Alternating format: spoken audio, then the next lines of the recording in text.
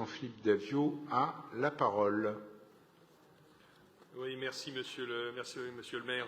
Oui, il me semble important de s'arrêter quelques instants sur cette délibération qui prévoit effectivement une subvention d'un montant assez conséquent, puisqu'il s'agit de 4 371 000 euros de fonctionnement pour l'OTCP au titre de l'année 2022, mais également la convention qui va porter sur la période 2022-2024. Cette convention est particulièrement importante parce qu'elle traduit en partie les conséquences des assises du tourisme durable qui se sont tenues en 2021 et qui donnent un certain nombre d'orientations assez nouvelles et qui, je crois, correspondent à ce que nous tous dans nos arrondissements ressentons, et notamment les arrondissements qui ont la chance d'avoir un certain nombre de lieux touristiques, ce qui est extrêmement positif pour les arrondissements, mais on a également vu aussi un certain nombre d'effets un tout petit peu moins désirables, et ces assises ont permis de déterminer un certain nombre de perspectives en lien avec ces constats. Le premier qui se retrouve dans cette convention, c'est de promouvoir un tourisme différent et qui vise notamment à mieux répartir le flux de visiteurs qui vont assez spontanément vers un certain nombre de lieux très attractifs. Nous en connaissons un certain nombre dans Paris, mais il s'agit aussi de pouvoir orienter les visiteurs vers d'autres lieux, peut-être moins connus, peut-être plus insolites, différents aussi, dans le fond, puisque ça peut être des lieux, un certain nombre de commerces particuliers où des savoir-faire tout à fait spécifiques sont exercés. Ça peut être aussi des lieux d'intérêt particuliers qui ne sont pas uniquement patrimoniaux. Enfin voilà, un certain nombre de choses. D'ailleurs, la ville de Paris avait organisé il y a quelques mois de cela, puisque c'était en novembre 2021, le festival Paris local qui avait permis, donc dans le cadre de l'Office de tourisme, de montrer un certain nombre de savoir-faire très particuliers. Il y a donc là des pistes importantes à pouvoir creuser pour attirer les visiteurs vers d'autres sites que les sites de tourisme classiques.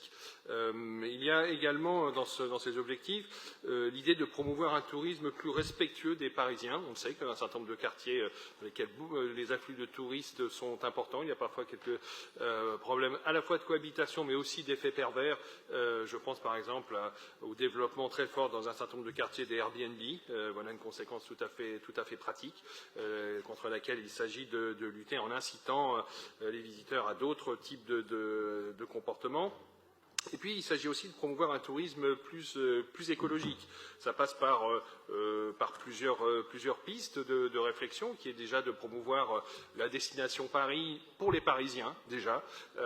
Beaucoup de Parisiens, finalement, circulent assez peu et vont peu voir les lieux touristiques dans Paris. Donc, autant commencer par les Parisiens, mais aussi des visiteurs de départements limitrophes d'Île-de-France et un petit peu plus loin, voire de pays limitrophes. Mais l'idée de plutôt attirer ce type de tourisme que du tourisme de masse qui vient de l'autre bout du monde et qui évidemment est très émetteur notamment de gaz à effet de serre. Et puis il s'agit aussi d'accompagner les professionnels pour limiter l'impact écologique de leurs activités. On peut penser par exemple, notamment pour ce qui concerne la restauration et la restauration rapide ou un certain nombre de lieux de petite restauration, tout ce qui est jetable, donc avoir d'autres recommandations vis-à-vis de ces professionnels. Il s'agit aussi de favoriser les déplacements, des déplacements non polluants avec des circulations douces. On pense à pas mal d'initiatives qui existent déjà mais qu'il faut amplifier avec l'usage des vélos.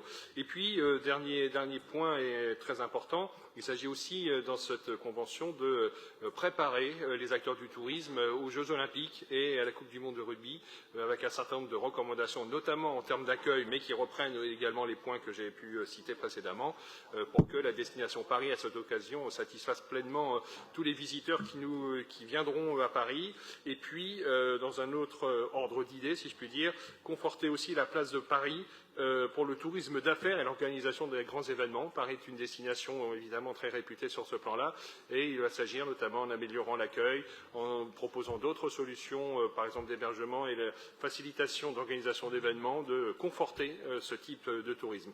Voilà, donc une délibération importante avec une convention pleine de sens et qui, je me répète un peu, mais correspond vraiment à la réorientation que nous souhaitons. Et pour nous, je dis ça en voyant le maire du 18e et les élus du 18e et moi-même, nous vivons cela à Montmartre au quotidien, je dirais, et donc cette convention répond pleinement à un certain nombre de nos attentes en la matière. Et évidemment, je vous invite à voter pour cette délibération.